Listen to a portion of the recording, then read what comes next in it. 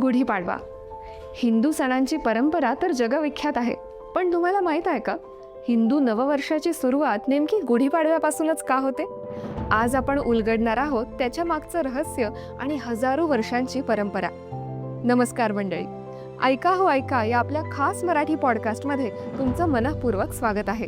आपणा सर्वांना गुढीपाडवा आणि हिंदू नववर्षाच्या मनःपूर्वक शुभेच्छा. चला तर मग आजच्या सुंदर विषयाला सुरुवात करूया. सगळ्यात पहिले बघूयात, गुढीपाडवा म्हणजे नेमकं काय. हा मराठी लोकांचा नवीन वर्षाचा सण आहे, जो चैत्र शुद्ध प्रतिपदेला साजरा केला जातो आणि अत्यंत शुभ मानला जातो. गुढी उंच बांबूपासून तयार केली जाते. काठी स्वच्छ धुवून त्यावर रेशमी कापड गुंडाळतात. कडुलिंबाची डहाळी, आंब्याची पानं, फुलांचा हार आणि साखरेची गाठी बांधतात. त्यावर तांब्याचं भांड किंवा फुलपात्र ठेवतात. गुढी लावायची जागा स्वच्छ करून रांगोळी काढतात. नंतर ती मुख्य द्वाराजवळ गच्चीत किंवा गॅलरीत उभी करून फुले, अक्षता, गंध आणि नैवेद्य अर्पण करतात. या दिवशी कुटुंब आणि मित्रांसोबत आनंद साजरा करून नववर्षाच्या शुभेच्छा दिल्या जातात. आता प्रश्न येतो, गुढीपाडवा का साजरा करतात? इतिहास सांगतो की हा सण मुख्यतः सूर्यदेवतेच्या आदरासाठी आणि शेतकऱ्यांच्या पिकांच्या संरक्षणासाठी साजरा केला जातो. कारण या काळात वसंत ऋतू सुरू होतो आणि शेतीचा नवीन हंगाम लागतो. त्यामुळे महाराष्ट्रीय कुटुंब हा सण मोठ्या उत्साहानं, आनंदानं आणि नव्या सुरुवातीच्या उमंगानं साजरा करतात. पण सगळ्यात महत्त्वाचा प्रश्न आहे, नववर्ष गुढीपाडव्यापासूनच का सुरू होतं? काही धार्मिक परंपरांनुसार ब्रह्मदेवांनी सृष्टीची निर्मिती याच दिवशी सुरू केली होती.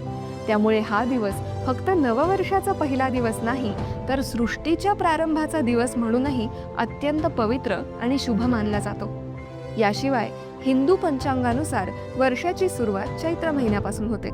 वसंत ऋतूची ही सुरुवात निसर्गात नवीन पालवी, नवीन जीवन आणि नवीन ऊर्जा घेऊन येते.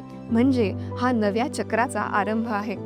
त्यात अजून एक खास गोष्ट म्हणजे भारत सरकार मान्य असलेला शालिवाहन शक संवत्सर देखील याच दिवशी सुरू होतो, ज्यामुळे हा दिवस अधिकृत आणि सांस्कृतिक दृष्ट्या दोन्ही प्रकारे नववर्षाचा पहिला दिवस ठरतो.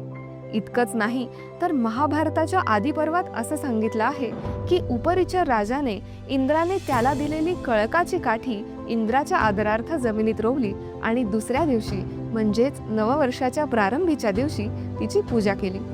या परंपरेचा आदर म्हणून नंतरच्या काळात इतर राजेही काठीला रेशमी वस्त्र लावून, ती शृंगारून, पुष्पमाला बांधून तिची पूजा करीत असत.